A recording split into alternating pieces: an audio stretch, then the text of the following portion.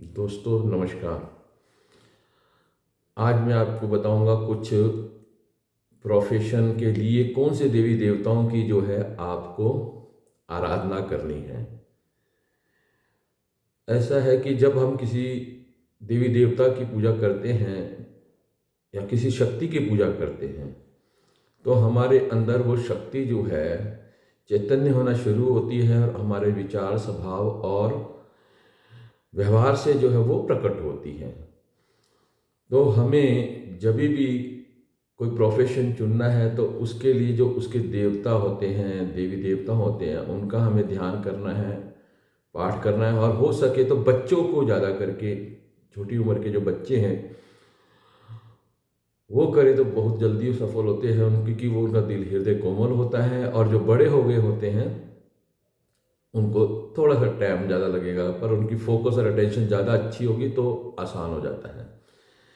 तो आईएएस अफसर अगर आपको बनना है तो आईएएस अफसर के लिए दो देव मेन हैं। एक नारायण विष्णु भगवान और उनके साथ में हैं आपके गणेश भगवान। गणेश और नारायण की जब आप आराधना करेंगे तो आपके अंदर जो है विकास होगा आईएएस अफसर वाली क्वालिटी का, जिसमें बुद्धि भी होगी, कूटनीतिक भी होगी, आपका बातचीत करने का लहजा अलग होगा, आपकी जो वाणी है उस पर एक मास्टर कमांड होगी।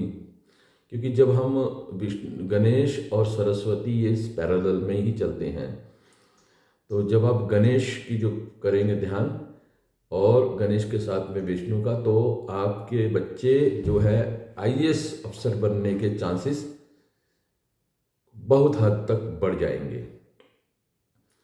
ठीक है। दूसरा, अगर आपको जज बनना है, वकील बनना है, तो उसके लिए जो है आपके गुरु है और शनि है। गुरु और शनि जब आप इनका ध्यान करेंगे तो आपके पास जो है ये चीज़ें जो है विकसित हो जाएंगी, गुण विकसित हो जाएंगे और आप जज, ठीक है, और वकील जैसे प्रोफेशन में आपको सफलता मिलेगी।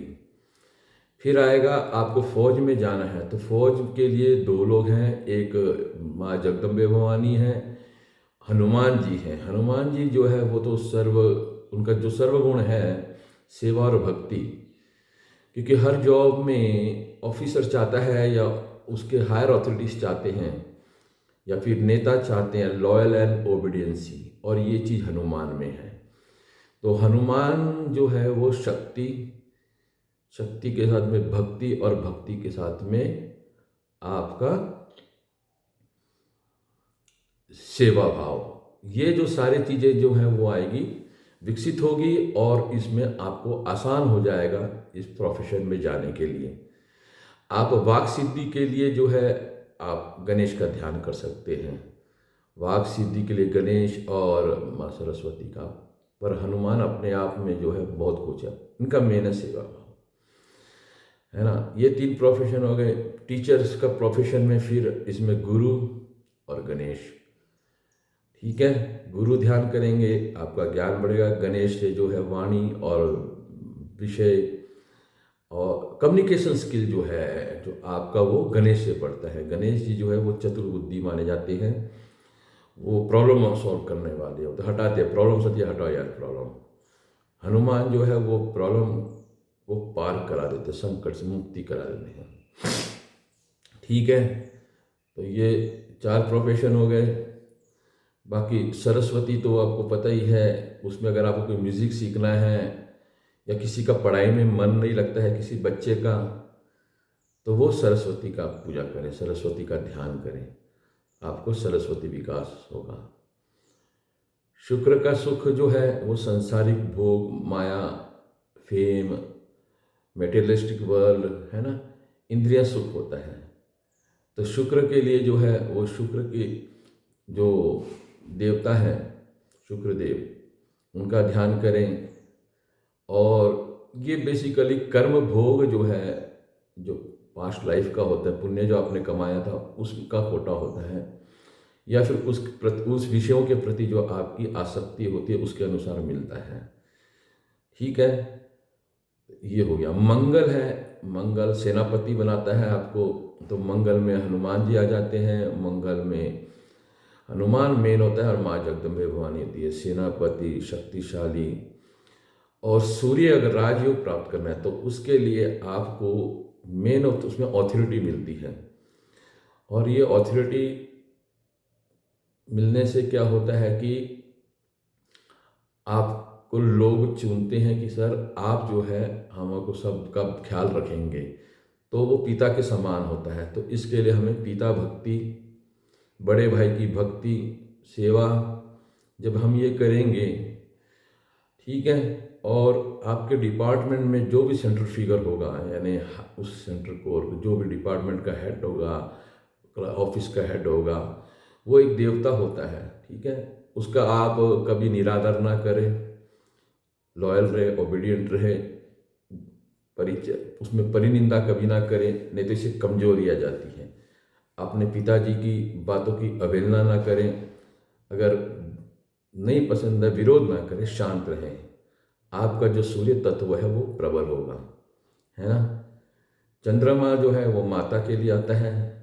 माता जो होगी, स्त्रियां होगी, कन्याएं होगी, इनको जब आप इनके प्रति अच्छे भाव रखेंगे तो ये आपका चंद्रमा बलवान होगा। ठीक है, तो ये कैरेक्टर है। मैं एक बात बताना हूँ मैं, जैसा मान लो आपको कोई भी कैरेक्टर बनना है, जैसे मान लो आपको एक टीचर बनना है, तो टीचर के प्रति जितना ज़्यादा आपका प्रेम होगा, लगा, मतलब टीचर इन सेंस, टीचर एक कैरेक्टर है, उस कैरेक्टर के प्रति जो है आप जितना प्रेम रिस्पेक्ट रखेंगे, जितना आप उसको प्रफुल्लित मन से ध्यान करेंगे, तो सेम कैरेक्टर जो है आपके मन में वो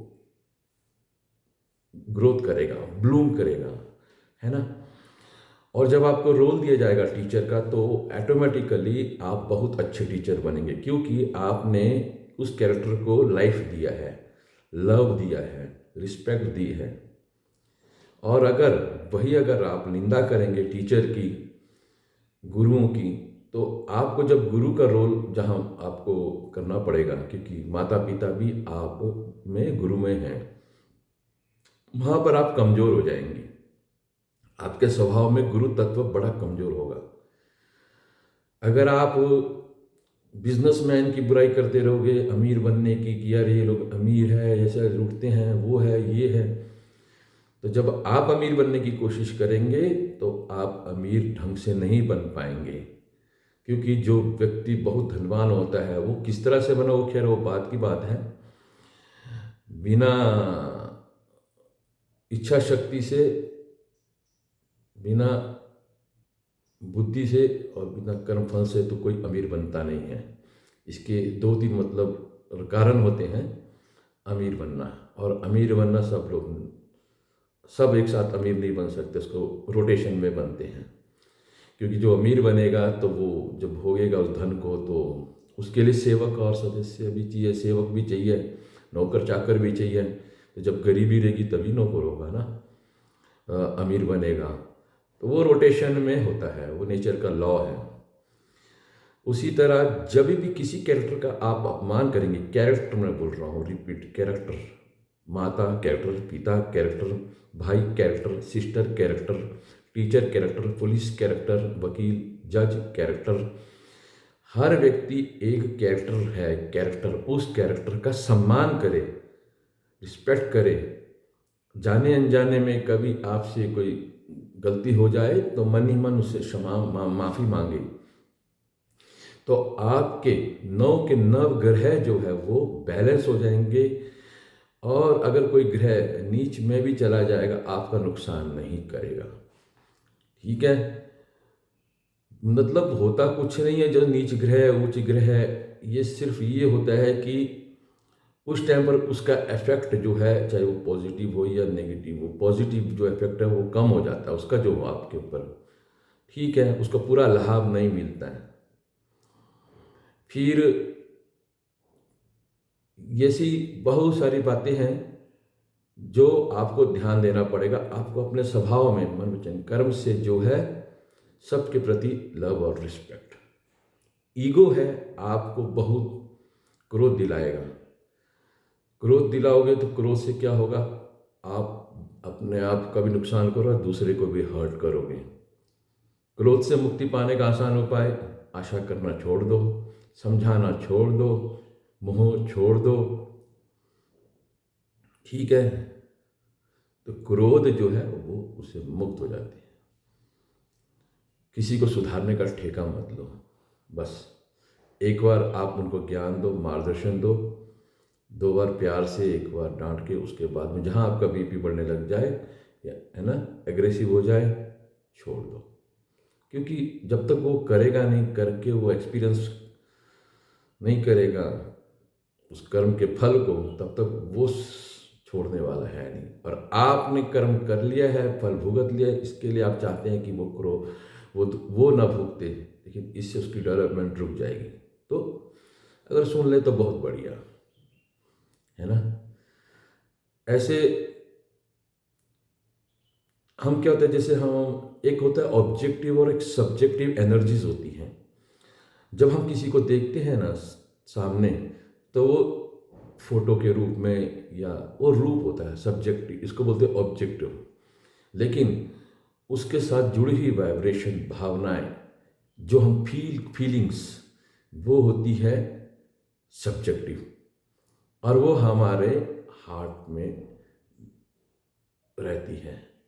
तो जब भी हम, कि जैसे मान लो मैं एग्जांपल देता हूँ, बेसिकली हम कुत्ता जैसे देखते ही, कुत्ते का ध्यान करते ही अलग अलग बंदों की ब्रेन जो है डिफरेंट टाइप की फीलिंग को एक्टिवेट करता है। कहीं पर फियर, घबरा जाता है और भागता है, भागने की कोशिश करता है या सिकुड़ जाता है। फियर करने से आदमी फाइट, फ्लाइट, फ्रीज मोड में आ जाता है। या तो फाइट करने को तैयार हो जाएगा, या भागने को खड़ा होगा, या फ्रीज होगा, है ना। इन 3 अवस्था के अलग और एक होता है, जो होगा देखा जाए, कर ले जो करना कर ले, ठीक है, उसको तैयार है।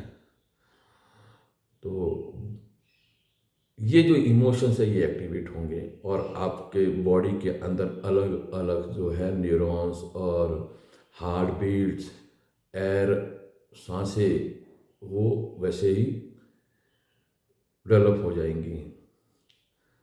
अगर आप ऐसी धारणाओं से मुक्त होना चाहते हैं तो आपको बार बार इमेजिन करना पड़ेगा कि सामने से कुत्ता आ रहा है, और आपको कोई थॉट नहीं लाना है, चुप रहना है, उस एनर्जी को देखते रहो। वो आपके पास एनर्जी बढ़ रही है, बढ़ रही है, बढ़ रही है ना। आपको थॉट लगना है, बस आप अपनी तरफ से 0 स्टेट में चले जाएं, या बस देखते रहें, पर फ्रीज नहीं होना है। फ्रीज हो गए तो वो डेड हो जाता है, कोल्ड हो जाता है। बस ऐसा देखते रहो चुपचाप, बी अवेयरनेस। फिर वो कुत्ता जैसे से क्या करेगा, भौंकेगा भौंकेगा भौंकेगा, आपके पास आएगा, आपके बॉडी को टच कर, जैसे ही बॉडी को टच करेगा, एक बार आपको झुरझुरी आएगी, या फिर एक बैकफुट जाके फिर आप बस देखते रहो। उसके बाद में आप उसको महसूस करो शांत, आप अपने तरफ से वेव्स जो है वो प्रेम के, अपनापन के महसूस कर रहे तो मेरी एनर्जी, ये एनर्जी, ठीक है। फिर आपका जो सबकॉन्शियस माइंड जो है इसको रिकॉर्ड कर लेगा। रिकॉर्ड करने के बाद में आप, वो कुत्ता जब चला जाएगा ऑटोमेटिकली, क्योंकि जैसे जैसा वो तो सिर्फ स्टडी कर रहा है, आपको स्टडी कर रहा है, वो चला जाएगा। उसके बाद में आप एकदम नॉर्मल रिलैक्स हो जाएंगे। अब आप दूसरी ओर जब वो कुत्ता आएगा, देखना आपको कैसे भाव आते हैं। आपका फियर गायब हो जाएगा, है ना, आपकी घृणा गायब हो जाएगी, और आप उसको फिर हो सकता है आप उसको बुलाने लगेंगे, कम कम कम कम यार, है ना। पर बुलाना, ज़्यादा मोह भी नहीं पड़ना है, ठीक है। तो आज का वीडियो मैं सिर्फ इतना ही कहूँगा कि जो भी कैरेक्टर आपको डेवलप करना है, उसके देवी देवताओं का आप ध्यान करें, पूजा करें। और हर साथ जो नवग्रह है, जाने अनजाने में आपने, आपके बुजुर्गों ने, पितरों ने जो भी किया है, वो सारी क्वालिटीज, एट्रीब्यूट्स आपके अंदर आई है, और वो पर्टिकुलर समय पे वो है प्लस माइनस होती है, एक रेंज में चलती है। जब हम बोलते हैं कि मंगल की दशा चल रही है, तो मंगल की दशा का मतलब ये नहीं है कि मंगल नुकसान करे, मतलब इस वक्त मंगल जो है वो आपको प्रभावित करेगा। अब मंगल के प्रति आपके जो व्यवहार रहे हैं या आपके धारणाएं हैं, उसके अनुसार जो है आप की लाइफ जो है वो इफेक्ट होगी। सूरज जो है, जो राजा है, बहुत प्रसन्न, राजा को ताकत बहुत मिलती है जब उसके साथ में मंगल होता है। ये याद रख लेना, मंगल मीन्स सपोर्ट, ब्रदर, भाई, दोस्त, ये सपोर्ट होते हैं, फिजिकल दुनियादारी के सपोर्ट होते हैं, ठीक है। और लेडीज जो होती है, स्त्रियां जो होती हैं, ये शक्तियां होती हैं और भाव शक्ति होती है ये, ठीक है। ये भावना शक्ति होती है आपकी, ये मन शक्ति भी बोलते हैं क्योंकि मन भावनाओं से चलता है, तो मन शक्ति होती है। उसी तरह शनि जो है वो राजा का ही पुत्र है, यानी राजा अगर मालिक है तो प्रजा, और प्रजा की जो है अलग अलग लेयर्स हैं। जो सबसे लोवेस्ट लेयर है उसमें ज़्यादा शनि है, जो राजा के करीब है वो कम शनि है।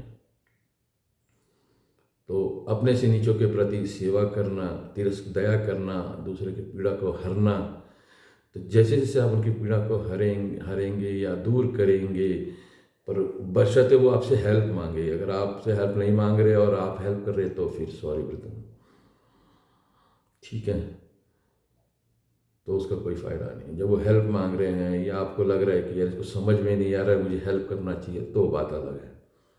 तो आपका शनि जो है वो बहुत शांत होगा और आस्ते आस्ते जो आपके अंदर सूर्य जो है वो प्रबल होता जाएगा और शनि जो है आपको सहयोग करेंगे।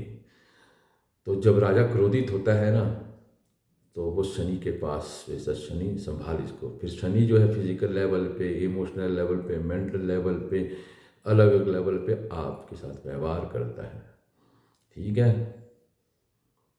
गुरु जो है वो पारदर्शी होता है, वो चाहे राक्षस हो, चाहे देवी हो, देवता हो, सबके लिए वो एक समान होता है। उसका काम है सिर्फ ज्ञान देना, जो सत्य है वो बताना, जो भी उसको। तो इसी के साथ ये वीडियो मैं आज समाप्त करता हूँ। नमस्कार।